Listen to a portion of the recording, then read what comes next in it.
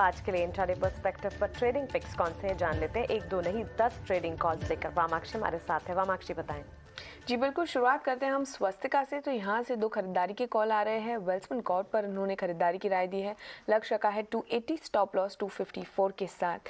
इसके अलावा गुजरात गैस पर भी इनकी खरीदारी की राय है। टारगेट प्राइस 550, स्टॉप लॉस 523 के साथ। रेलिगेयर की तरफ से एक खरीदारी की कॉल, एक बिकवाली की कॉल।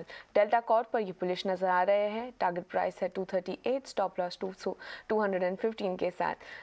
कोफोर्स पर हालांकि इनकी बिकवाली की राय है। लक्ष्य 3300, स्टॉप लॉस 3470 के साथ। विघ्नहरा की तरफ से दो शानदार कॉल आ रहे हैं। गुजरात गैस पर 533 के ऊपर उन्होंने खरीदारी की राय दी है। पहला टारगेट है 545, दूसरा टारगेट है 558, स्टॉप लॉस 523 के साथ। एक्सिस बैंक पर उन्होंने 787 के नीचे बिकवाली की राय दी है। लक्ष्य है पहला जो लक्ष्य है वो है 770, दूसरा लक्ष्य है 760, स्टॉप लॉस 799 के साथ। 5 पैसा कैपिटल की तरफ से दो खरीदारी की कॉल। रेडिंगटन पर खरीदारी की राय। लक्ष्य 166, स्टॉप लॉस 152 के साथ। पूनावाला फिनकॉर्प पर भी खरीदारी की राय। लक्ष्य 332, स्टॉप लॉस 306 के साथ। मोतीलाल ओसवाल की तरफ से भी दो खरीदारी के कॉल आ रहे हैं। इंडिया सीमेंट, ये सीमेंट सेक्टर जो काफी बस कर रहा है, उस पर उन्होंने इंडिया सीमेंट को पिक किया है, खरीदारी की राय दी है। टारगेट प्राइस है 288, स्टॉप लॉस 260 के साथ। और आखिर में फोकस करिएगा टायर स्टॉक्स पर, उसमें से उनकी टॉप पिक है अपोलो टायर, खरीदारी की राय दी है। टारगेट प्राइस 313, स्टॉप लॉस 292 के साथ। Cement tyre all of it in focus. Vamakshi शुक्रिया इस सारी ट्रेडिंग कॉल्स हमें बताने के लिए। यहाँ पर हमारे पास एक सेल कॉल दिख रही है। कोफोर्ज पर बिकवाली की रणनीति इस वक्त आती हुई नजर आ रही है। Gas stocks in trading calls में भी शामिल है। और अभी अभी जब नीलेश हमारे साथ जुड़े, उन्होंने भी गैस स्पेस पर अपना नजरिया बताया था। विघ्नहरा की तरफ से गुजरात गैस में खरीदारी की राय है। 545 के इनिशियल टारगेट्स वो बता रहे हैं, उसके बाद 558 के टारगेट्स भी दिख सकते हैं। और इसके अलावा स्वस्तिका इन्वेस्टमार्ट भी गुजरात गैस पर खरीदारी की राय दे रहे हैं। टारगेट्स अराउंड 550 के। इसके अलावा अगर आप देखें बैंकिंग स्पेस में, एक्सिस बैंक में बिकवालियों के दूसरी कॉल है जिसमें बिकवाली की यहाँ पर राय आती हुई। ऑलमोस्ट 772 फर्स्ट टारगेट, उसके बाद 760 तक के जाता हुआ दिख सकता है। इसके अलावा Redington, Poonawalla Fincorp, India cement, Apollo tyres में खरीदारी के मौके बनते हुए दिख रहे हैं। चलिए आगे बढ़ते हैं। और भारतीय बाजार कल कैसा दिखा?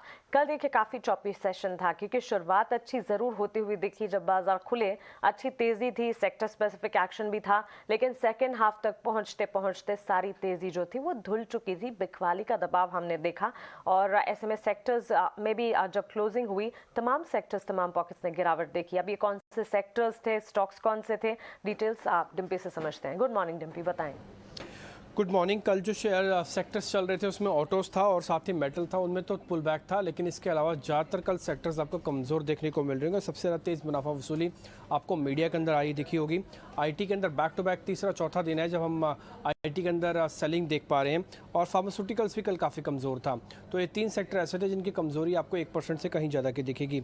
आया तो मैं सीधा निफ्टी के कल टॉप गेनर्स कौन कौन से शेयर्स थे, उसमें अदानी पोर्ट्स काफ़ी अच्छा चला है। मारुति के अंदर जब से रिपोर्ट आई है कि 10,500 हो सकता है, कल में उसने अपना इंट्राडे हाई भी बना दी जबकि बाजार टूट रहा था।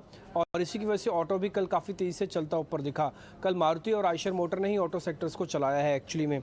एनटीपीसी और ग्रासिम दो और कंपनीज है जिन्होंने कल हरे निशान में क्लोजिंग दिया और इनकी परसेंटेज बढ़त करीब 1% से ज़्यादा की थी। आते हैं निफ्टी लूजर्स पे। कल हिंडाल्को फिर से कमज़ोर हुआ। जैसे मैंने आपको बताया कि मेटल सेक्टर भी कमज़ोर था, हिंडाल्को उसके अंदर लीड कर रहा था कमज़ोरी के अंदर। सेल, टाटा स्टील, ये दोनों शेयर्स भी टूट रहे थे। इसके अलावा सिप्ला, टेक महिंद्रा, हीरो मोटोकॉर्प जैसे शेयर्स के अंदर भी कल प्रेशर बनते हुए दिखा। हीरो मोटोकॉर्प में तो बकायदा अनवाइंडिंग का प्रेशर था, यानी ऊपर इस तरह से कुछ डिलीवरी भी की है।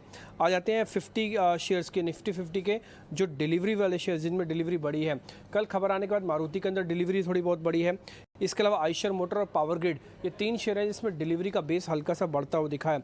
आउट परफॉर्मेंस वाले शेयर्स पे आ जाते हैं। हफ्ते भर की परफॉर्मेंस किन शेयर्स की बेहतर थी निफ्टी के अंदर? IndusInd bank, power grid, SBI और साथ ही टाटा कंज्यूमर्स, ये कुछ एक 4 शेयर्स थे जिनकी हफ्ते भर की अगर आप परफॉर्मेंस देखेंगे तो आपको थोड़ी ज़्यादा बेहतर दिखेगी।